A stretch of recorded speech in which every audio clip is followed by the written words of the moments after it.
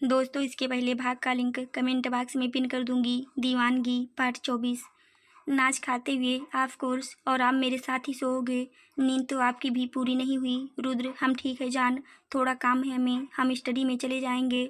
नाज रुद्र को देखते हुए, आज रेस्ट कर लो आप, कल से देख लेना आप अपना काम। रुद्र, बस थोड़ा सा है जान, हम थोड़ी देर में आपके पास आ जाएंगे। नाज, पक्का? रुद्र, जी। उसके बाद दोनों ने बातें करते हुए अपना खाना ख़त्म किया। खाना खाने के बाद रुद्र और अनिरुद्ध अंदर स्टडी रूम में चले गए। नाज बाहर दोनों लड़कियों के पास थोड़ी देर बैठ गई। तीनों मिलकर बातें करने लगी। सब गर्ल्स की टॉक कैसी होती हैं यह तो लड़कियां जानती ही होंगी। नाज थकी हुई थी तो रूम में जाकर सो गई। दूसरी तरफ रुद्र और अनिरुद्ध दोनों एक मीटिंग को लेकर डिस्कस कर रहे थे। रोनी भी उनके पास आ गया। तभी अनिरुद्ध को फ़ोन आया।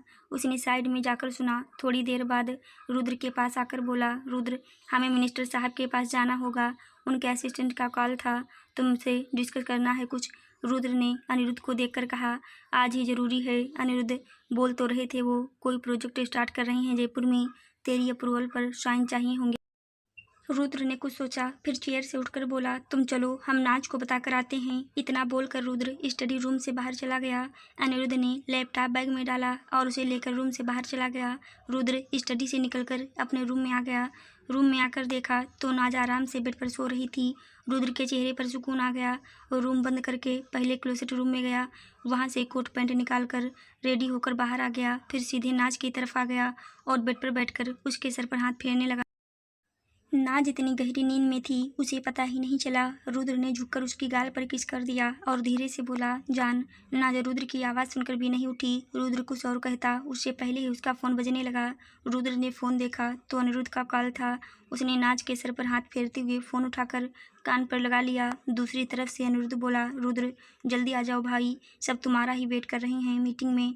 रुद्र शांति से, आ रहे हैं। रुद्र ने फ़ोन कट किया और जेब में डालकर फिर नाज को देखने लगा जो आराम से सो रही थी। रुद्र ने झुककर उसका माथा शिद्दत से चूमा और धीरे से बोला, जान, हम बस थोड़ी देर में वापस आ रहे हैं, आई लव यू। रुद्र ने एक बार उसे प्यार से निहारा, फिर उठकर रूम के बाहर चला गया। वो नीचे आया और अपनी आंखों पर काला चश्मा लगाया और बड़े बड़े कदमों से बाहर चला गया और जाकर कार में बैठ गया।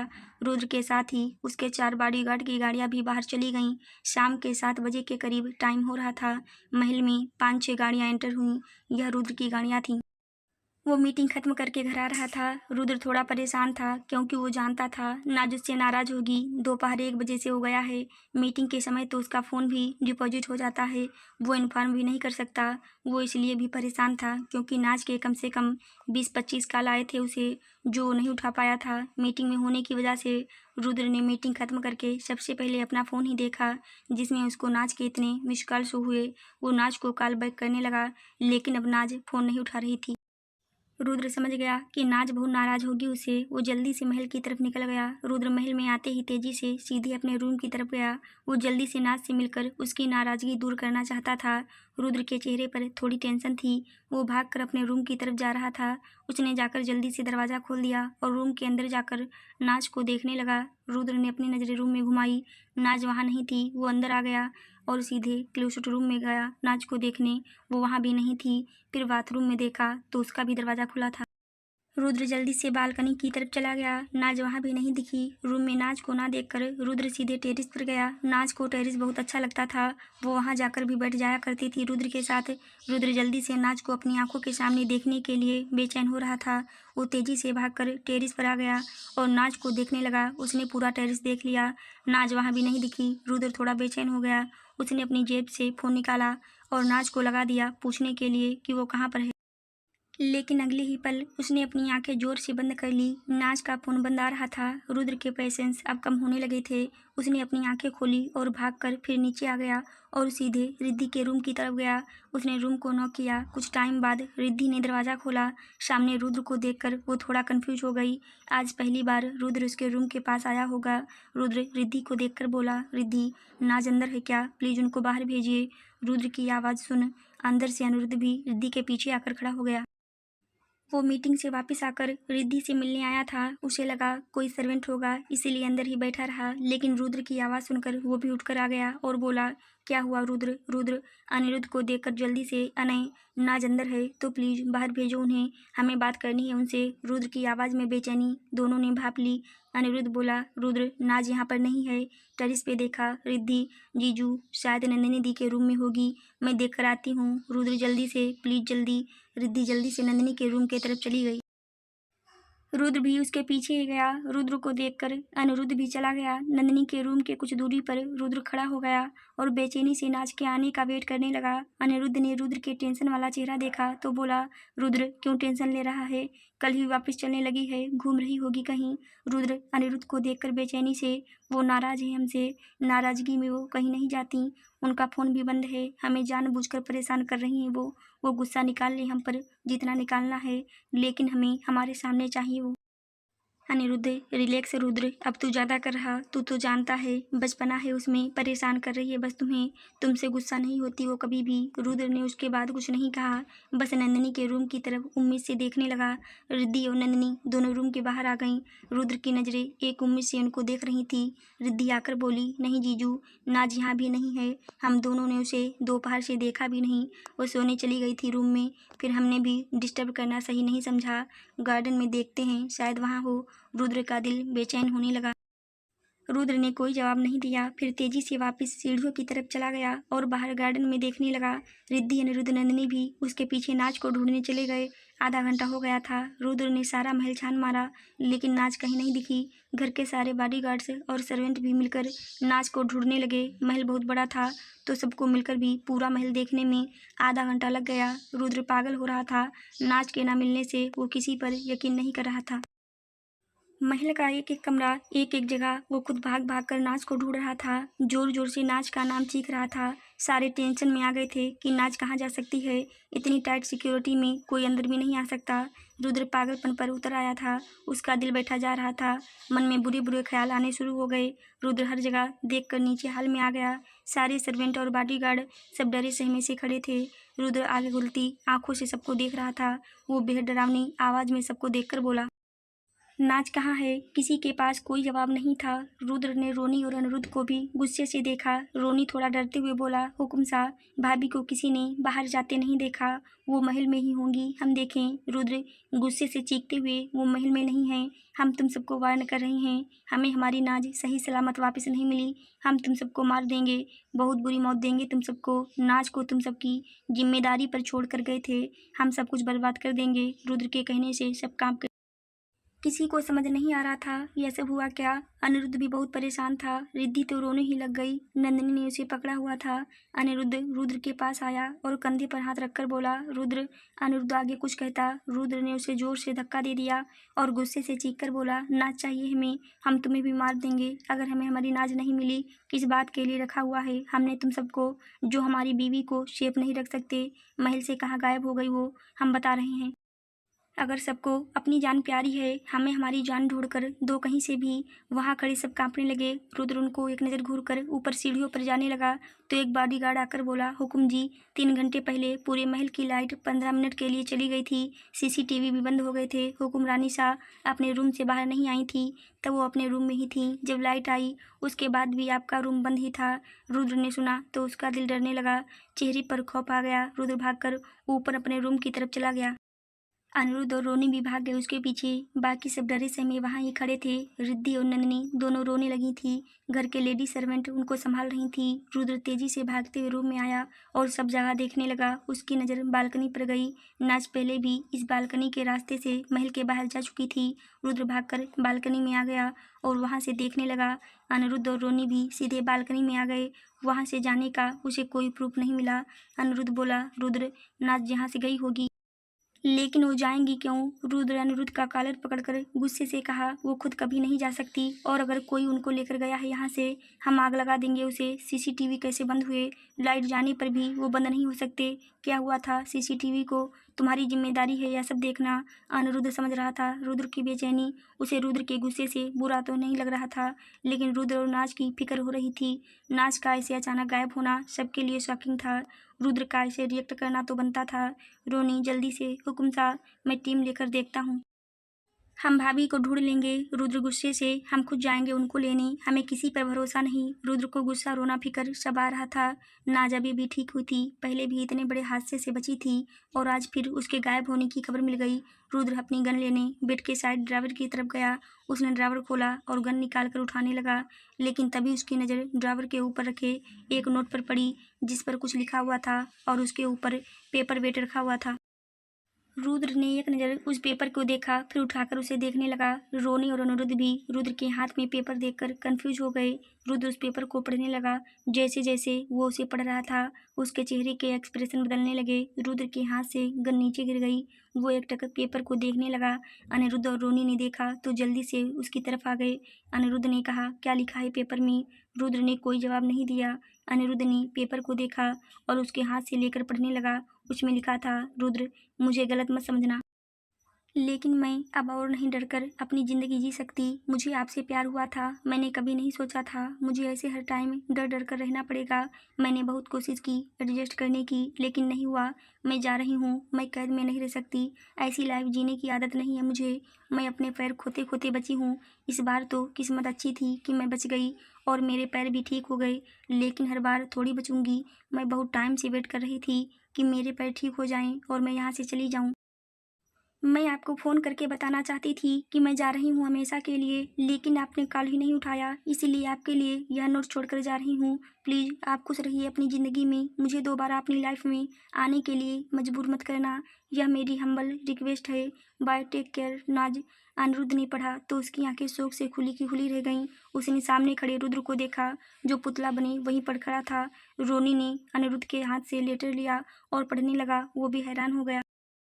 अनिरुद्ध ने रुद्र को देखकर कहा, रुद्र, यह नाज ने लिखा है। अनिरुद्ध की आवाज़ सुनकर रुद्र सेंस में आया और उसकी तरफ देखने लगा। पहले तो वो टूटा हुआ लग रहा था, लेकिन फिर पूरे कॉन्फिडेंस से बोला, यह राइटिंग जरूर हमारी नाज की है, लेकिन यह उन्होंने अपनी मर्जी से नहीं लिखा। हम जानते हैं उन्हें, वो जान देती हैं हम पर। ऐसा कुछ तो वो अपने दिमाग में भी नहीं लेकर आ सकती। हमें हमारी नाज पर पूरा भरोसा है। सी इज इन डेंजर, कोई ट्रैक कर रहा है हम दोनों को। हम ढूंढ कर रहेंगे उन्हें, हमारी जान खतरे में है। हम इस फालतू लेटर पर भरोसा नहीं कर सकते। हम जानते हैं यह सब कौन कर सकता है। हम छोड़ेंगे नहीं उस राणा को। हमारी जान को एक खरोच भी आई, हम आग लगा देंगे उसके पूरे परिवार को। हमारी नाज दुनिया है हमारी, हम सबकी दुनिया उजाड़ देंगे अगर उनको कुछ हुआ तो। रुद्र ने अपनी गन नीचे से उठा ली और जल्दी से रूम से भाग गया। अनिरुद्ध और रोनी भी उसके पीछे चल दिए। रुद्र बहुत तेज स्पीड से भागते हुए नीचे आया और सीधे बाहर अपनी कार की तरफ चला गया। रोनी और अनिरुद्ध भी उसके पीछे भाग गए। कुछ बॉडीगार्ड भी 10-12 गाड़ियां तेजी से महल से बाहर चली गईं। रिद्धि और नंदिनी तो सहम ही गईं। यह नज़ारा देखकर अंधेरा हो चुका था। राणा की हवेली में भी शांति थी। तभी एक के बाद एक कितनी गाड़ियों की आवाज़ उसकी हवेली के बाहर रुकी। वहां खड़े बॉडीगार्ड अलर्ट हो गए, लेकिन रुद्र के बॉडीगार्ड पहले एक्शन में आ गए और उनके बॉडीगार्ड पर गोलियां चला दी। रुद्र बहुत गुस्से से कार से बाहर निकला। अनिरुद्ध और रोनी भी गुस्से में थे। बॉडीगार्ड ने रुद्र को कवर कर लिया। रुद्र अपने हाथ में गन लिए सीधे हवेली के अंदर चला गया। 25-30 हट्टे कट्टे लोगों को देखकर सब घबरा गए। रुद्र राणा के घर के अंदर घुस गया, सीधे एक हवाई फायर कर दिया। रुद्र को देखकर लग रहा था कि आज वो खून खराबे के मूड में ही आया है। गोली की आवाज़ सुनकर एक औरत जल्दी से बाहर आ गई। यह कोई और नहीं, राणा की माँ थी। उसने सामने रुद्र को देखा तो थोड़ी इमोशनल हो गई। इस घर में सिर्फ राणा की माँ ही थी जो अच्छे दिल की औरत थी। रुद्र ने घूर कर उन्हें देखा और बोला, हमारी बीवी कहाँ है? हम आपको अभी बता देते हैं। आज आपका बेटा हमारे हाथों से नहीं बचेगा। अगर आप अपनी सलामती चाहती हैं, बता दीजिए हमारी बीवी कहाँ है? राणा की माँ ने सुना तो शॉक्ड हो गई। वो जल्दी से थोड़ा आगे आकर बोली, हुकुम सा, हुक्मरानी सा यहाँ नहीं है।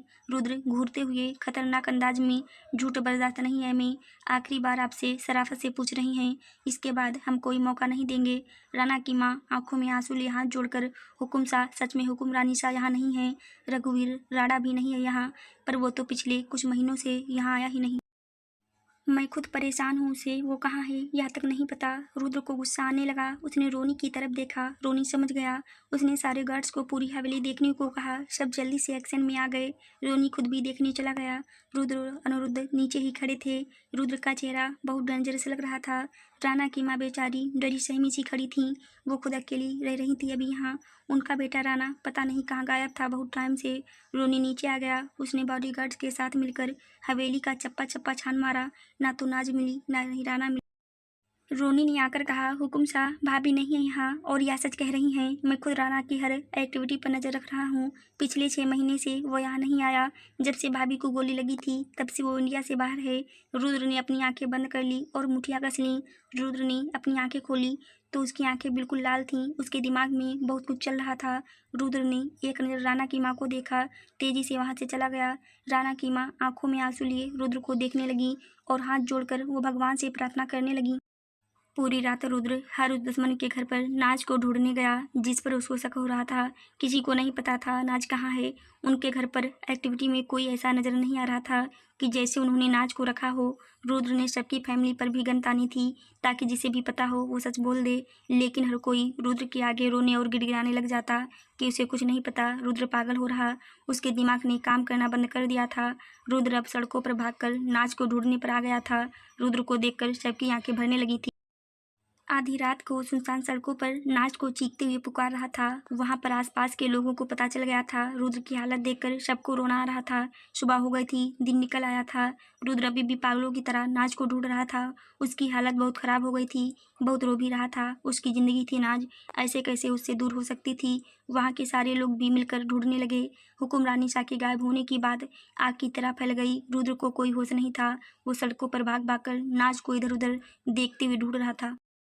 रोनी और अनिरुद्ध एयरपोर्ट, ट्रेन, बस, टैक्सी हर किसी से इन्फॉर्मेशन ले रहे थे। नाज मुंबई भी नहीं गई थी। पुलिस भी अलर्ट पर थी। हर कोई उसे ढूंढने की मुमकिन कोशिश कर रहा था। नाज कोई छोटी मोटी पर्सनैलिटी नहीं थी। वो राजस्थान की हुक्मरानी सा थी। उसका गायब होना कोई छोटी बात नहीं थी। सुबह 8 बजे अनिरुद्ध और रोनी रुद्र को लेकर महल आ गए। रुद्र बेजान सा चला आ रहा था। रिद्धि रोते हुए भागकर अनिरुद्ध की तरफ पूछने आने लगी तो अनिरुद्ध ने अभी हाथ दिखाकर उसे रुकने को बोल दिया। नंदिनी ने रिद्धि को पकड़ लिया। रिद्धि जोर से रोने लगी। अनिरुद्ध ने एक नजर रिद्धि को देखा, फिर रुद्र को लेकर ऊपर रूम में चला गया। रोनी भी उनके साथ था। रूम में आकर अनिरुद्ध ने उसे सोफे पर बैठा दिया। रुद्र बेजान सा सोफे पर बैठ गया। रुद्र उसके सामने नीचे बैठ गया और अपनी जेब से लेटर निकालकर रुद्र के हाथ में रख दिया और बोला, भाई, यह नाज की ही राइटिंग है ना? रुद्र ने अपने हाथ में पकड़ा लेटर देखा तो उसकी आंखों से आंसू बाहर आ गए। वो अनिरुद्ध की तरफ देखकर विश्वास से बोला, नहीं, यह लेटर झूठ है। हमें हमारी जान की फिक्र हो रही है। हमारी जान जा रही है सोचकर। वो जहाँ भी होंगी, कैसी होंगी, उन्हें कोई तकलीफ ना हो, बस। हमें उन पर खुद से भी ज़्यादा भरोसा है। हम या फालतू लेटर की वजह हम अपने प्यार पर शक बिल्कुल नहीं करेंगे। हम उनको ढूंढ कर रहेंगे। अनिरुद्ध, रुद्र, मैं भी चाहता हूँ तुम्हारा भरोसा गलत ना हो। हम सभी नाज को जानते हैं। वो ऐसी लड़की नहीं है। वो बहुत प्यार करती है तुमसे, तुम्हें छोड़कर कहीं नहीं जाएगी। लेकिन हमने हर एक जगह वो देख लिया जो ऐसे कर सकते हैं। हमारे महल तक आने की औकात हर कोई नहीं रखता। कोई नाज तक पहुँच ही नहीं सकता। रुद्र, कुछ तो हुआ है। हमारी नाज ऐसा कर ही नहीं सकती। वो हमसे ज़्यादा प्यार तो करती ही नहीं किसी से। हमारे लिए अपनी जान भी दांव पर लगा दी। हम उन पर शक करके उनको धोखा नहीं दे सकते। हम उनको ढूंढ लेंगे, बस हमारी जान को कोई तकलीफ ना फेस करनी पड़ रही हो। हम जल्दी पहुंच जाएंगे उनके पास। रुद्र ने अनिरुद्ध को साइड किया और उठकर बाथरूम में चला गया। फिर अपना मुंह धोकर वापस आ गया और फिर सीधे रूम से बाहर चला गया। अनिरुद्ध और रोनी एक दूसरे को देखने लगे। उनका विश्वास जरूर डगमगाने लगा था। 2.5 साल बाद राजस्थान जयपुर राजपूत महल में कोई फंक्शन हो रहा था। बहुत अच्छे से महल को सजाया गया था। हाल में डेकोरेशन देखकर लग रहा जैसे किसी बच्चे का जन्मदिन हो, क्योंकि सारी डेकोरेशन बच्चों के हिसाब से ही की गई थी। बहुत से बलून्स गिरे हुए थे। तरह तरह की गेम्स लगाई गई थी। बहुत अच्छा अच्छा खाने के लिए बना हुआ था। वहाँ बहुत से बच्चे खेल भी रहे थे। छोटे छोटे बच्चे अपनी माँ के साथ आए थे। घर के सर्वेंट बच्चों को खाने पीने का सामान खिला रहे थे। कई बच्चे बहुत शरारती थे। एक दीवार पर हैप्पी बर्थडे अयान लिखा हुआ था। एक बड़ा सा केक टेबल पर रखा हुआ था। तभी सीढ़ियों से रिद्धि 1 साल के बच्चे को अपनी गोद में उठाते हुए मुस्कुराकर नीचे आ रही थी। उसके साथ अनिरुद्ध भी था। उनको देखकर सब तालियां बजाने लगे। रिद्धि ने सबको थैंक यू कहा और केक की तरफ आ गई। आज रिद्धि और अनिरुद्ध के बेटे अयान सिंह शेखावत का फर्स्ट बर्थडे था। बहुत क्यूट और प्यारा सा बच्चा था दोनों का। रोनी और नंदिनी भी वहीं खड़े थे। नंदिनी के हाथ में अभी लाल चूड़ा था, जिसे देखकर पता चल रहा था उसकी शादी अभी थोड़ा टाइम पहले ही हुई है। नंदिनी भी मुस्कुराकर रिद्धि के पास आ गई और अयान को अपनी गोद में उठा लिया। रिद्धि ने अयान को नंदिनी को दे दिया और इधर उधर देखकर अनिरुद्ध से बोली, नहीं, रुद्र भैया नहीं आए। रुद्र का नाम सुनकर अनिरुद्ध के चेहरे से स्माइल चली गई। रोनी भी सीरियस हो गया। अनिरुद्ध बोला, तुम्हें पता तो है रिद्धि, वो नहीं आएगा। रिद्धि, आज अयान का बर्थडे है, आज तो आना चाहिए उन्हें। रुको, मैं लेकर आती हूँ। इतना बोलकर रिद्धि सीढ़ियों से ऊपर चली गई। अनिरुद्ध और रोनी रिद्धि को जाते हुए देखते रहे। रिद्धि अपनी साड़ी का पल्लू ठीक करते हुए ऊपर रुद्र के रूम के पास आ गई। उसने धीरे से रूम खटखटाया और फिर खोलकर अंदर चली गई और बोली, रुद्र भैया। उसने देखा सामने सोफे पर रुद्र लैपटॉप लिए बैठा था। रिद्धि की आवाज़ सुनकर उसे देखने लगा। बड़ी हुई दाढ़ी, बाल भी थोड़े से और लंबे हो गए थे। चेहरा बिल्कुल किसी पत्थर की तरह कठोर। चेहरे पर कोई नूर नहीं, बस एक गुस्सा और सूनापन दिख रहा था। रिद्धि ने देखा तो हल्का सा मुस्कुरा दी और बोली, भैया आपके अयान का बर्थडे है आज, अपने बड़े पापा के बिना वो केक नहीं काटेगा, प्लीज़ उसके लिए थोड़ी देर नीचे आ जाइए। रुद्र रिद्धि को सूनी आंखों से देखता रहा। फिर उसने साइड से एक गिफ्ट उठाकर रिद्धि की तरफ बढ़ा दिया और सर्द आवाज में कहा, हमारी तरफ से आप जा सकती हैं रिद्धि। भैया प्लीज। रुद्र ने बेहद गुस्से से घूरकर रिद्धि को देखा तो रिद्धि घबरा गई। इसके आगे कुछ बोलने की उसकी हिम्मत ही नहीं हुई। रुद्र ने गिफ्ट टेबल पर रख दिया। उसे पता था रिद्धि डर गई है उससे। उसने बिना रिद्धि को देखे ही कहा, अयान को हम देख लेंगे। रिद्धि ने कुछ नहीं कहा और आगे आकर टेबल से गिफ्ट उठा लिया और रुद्र को देखकर इमोशनल होकर बोली, भैया कब तक आप ऐसे जीते रहेंगे? नाज नहीं आएगी अब? उसे आना होता तो आ जाती। आप क्यों घुट घुट कर जी रहे हो? रुद्र उसे टोकते हुए सर्द आवाज में, नीचे जाइए आप। रिद्धि ने आगे कुछ नहीं कहा। उसकी आंखें भर आईं और जल्दी से रूम से बाहर चली गई। रूम के बाहर आकर रिद्धि आंखों में आंसू लिए बोली, नाज क्यों किया ऐसा? बेचारे रुद्र भैया को जीते जी मार के चली गई तुम, पत्थर बनकर रह गए। तुम ऐसे कैसे छोड़कर जा सकती हो? 2.5 साल गुजर गए लेकिन नाज का कोई पता नहीं चला। रुद्र बहुत महीनों तक उसे पागलों की तरह ढूंढता रहा। उसे वो लेटर पर बिल्कुल विश्वास नहीं था। उसने मुंबई जाकर भी देखा, वहाँ पर नाज का कोई पता नहीं चला। राजस्थान का उसने एक चप्पा भी नहीं छोड़ा होगा। उसने नाज पर अपना विश्वास नहीं डगमगाने दिया। उसे लगता था नाज किसी मुसीबत में होगी, लेकिन सारे सोर्सेज से यही पता चल रहा था कि नाज पर किसी दुश्मन ने अटैक नहीं किया। रुद्र ने अपना एटी चोटी का जोर लगा दिया, लेकिन ऐसा कोई प्रूफ नहीं मिला जिसे यह पता चल जाए कि नाज को किसी दुश्मन ने उठाया है। और कहते हैं धीरे धीरे से पत्थर भी पिघलने लगा। बहुत महीने तो रुद्र ने अपनी कोशिश नहीं छोड़ी, लेकिन फिर उसका भी विश्वास धीरे धीरे डगमगाने लगा। अनिरुद्ध, रोनी, रिद्धि, नंदिनी, इन सबको भी लगने लगा था कि नाज अपनी मर्जी से गई है। कोई भी उस इंसान को नहीं ढूंढ सकता जो खुद गायब हो गया हो। रुद्र ने अपनी बहुत बुरी हालत कर ली। हमेशा शांत रहने वाला रुद्र अब तूफान बन गया था, खून खराबे पर उतर आया था। उसका डरावना रूप देखकर सब खौफ खाने लगे थे। अने, रोनी, रिद्धि ने बहुत मुश्किल से उसे संभाला। जैसे जैसे रुद्र का विश्वास टूट रहा, रुद्र भी टूटता जा रहा था। नाज के लेटर को वो रोज पढ़ता, वो विश्वास करने की कोशिश करता, लेकिन अब उसने भी मान लिया कि नाज उसे छोड़कर चली गई। रुद्र को उनकी बिताई वो रात याद आती थी जब वो दोनों एक हुए थे। उसे ऐसा लगने लगा था कि उसने नाज के साथ कुछ गलत कर दिया जो उसे छोड़कर चली गई। रुद्र यह बात सोच सोच कर पागल हो रहा। उससे गलती क्या हो गई? कहाँ कमी छोड़ दी उसने? वो बस इसी बात का जवाब चाहता। यह सवाल उसे चैन से जीने नहीं दे रहे थे। पिछले 2 साल से वो हर रोज नाज का वो लेटर पढ़ता जिसमें नाज ने अपने जाने की वजह लिखी थी। पहले तो रुद्र बहुत रोता था वो पढ़कर, लेकिन धीरे धीरे उसके आंसू सूख गए। उसे नफरत होने लगी प्यार के नाम से। जिस नाज से वो इतना प्यार करता था, अब उसकी नाज पर उसे गुस्सा आता था। लेकिन उसने नाज को ढूंढने की कोशिश अभी तक भी नहीं छोड़ी थी। वो उस नाज से एक जवाब चाहता था, अपनी गलती जानना चाहता था। वो बिल्कुल ही बदल गया था, अब बहुत क्रूर हो गया था। किसी की छोटी सी गलती पर भी बहुत बुरा बिहेव करता। उसे सारे बॉडीगार्ड अब थरथर काँपते थे कि कोई गलती ना हो जाए। अपनी आंखों की घूर से लोगों के प्राण सुखा देता था। किसी से बात करना बिल्कुल ही छोड़ दिया। अनिरुद्ध और रोनी से अब बिल्कुल ना के बराबर बात होती थी उसकी। बस काम को लेकर ही बात करते थे, कोई बॉन्डिंग नहीं रह गई थी।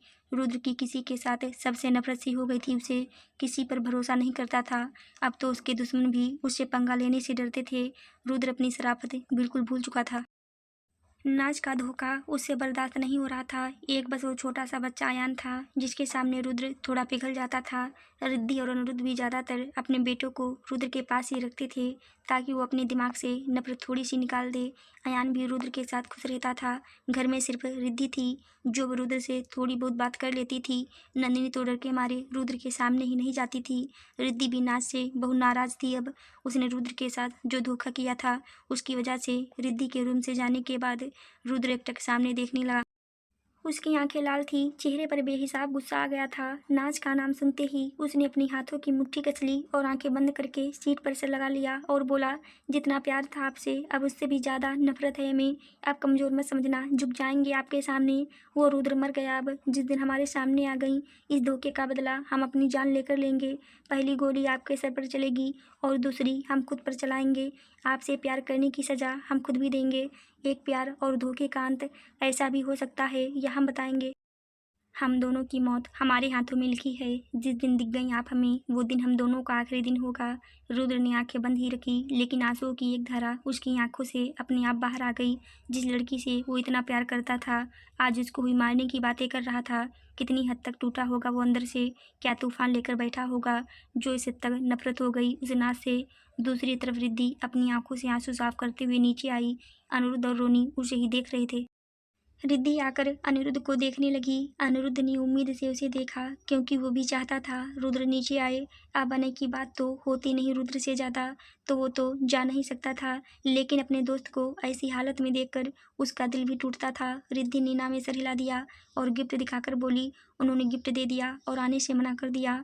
अनिरुद्ध ने कुछ नहीं कहा और गिफ्ट ले लिया। रोनी बोला, भाभी अयान को लेकर जाना है, फिर मना नहीं करता वो। रिद्धि इमोशनल होकर, कब तक उनको अयान को दिखाकर ब्लैकमेल करते रहेंगे हम सब।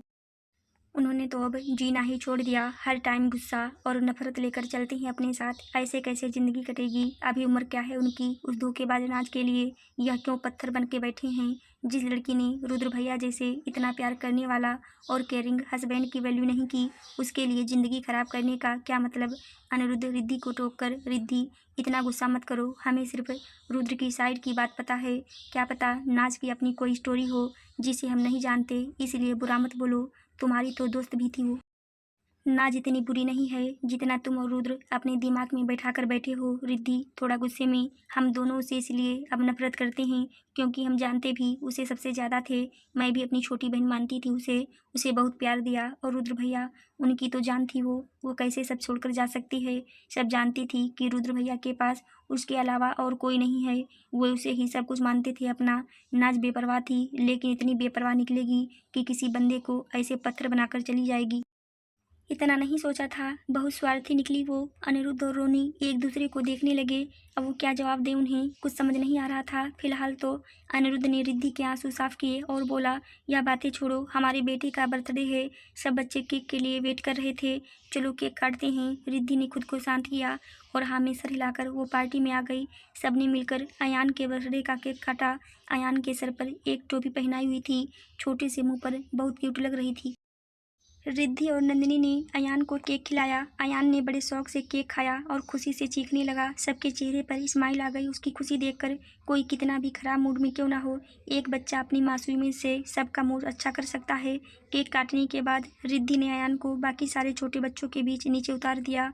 अयान चल नहीं पाता था, वो घुटनों के बल चलते हुए वहाँ के सारे बच्चों और खिलौनों के साथ खुशी से खेलने लगा। रिद्धि बाकी सब बच्चों के साथ आई फैमिली के साथ बातें करने लगी। सर्वेंट सबको खाना पीना परोस रहे थे। सब लोग डिनर करके आयन को अच्छे अच्छे गिफ्ट देकर अपने बच्चों को साथ लेकर वो वहाँ से चले गए। पार्टी खत्म होने के बाद एक सन्नाटा सा फैल गया जो पीछे 2.5 साल से था। सब अपने अपने कमरों में चले गए। अगली सुबह रुद्र 3:30 बजे ही उठकर बाहर गार्डन में चला गया। ब्लैक ट्राउजर, ब्लैक हुडी, अपने सर पर कैप डाले, चेहरे पर बेहिसाब गुस्सा लिए बस भागे जा रहा था। गेट पर खड़े बॉडीगार्ड सब बिल्कुल सीधे खड़े हो गए। अब तो रुद्र इतने गुस्से वाला हो गया था, किसी को खांसते भी देख ले उसकी हालत खराब कर देता था।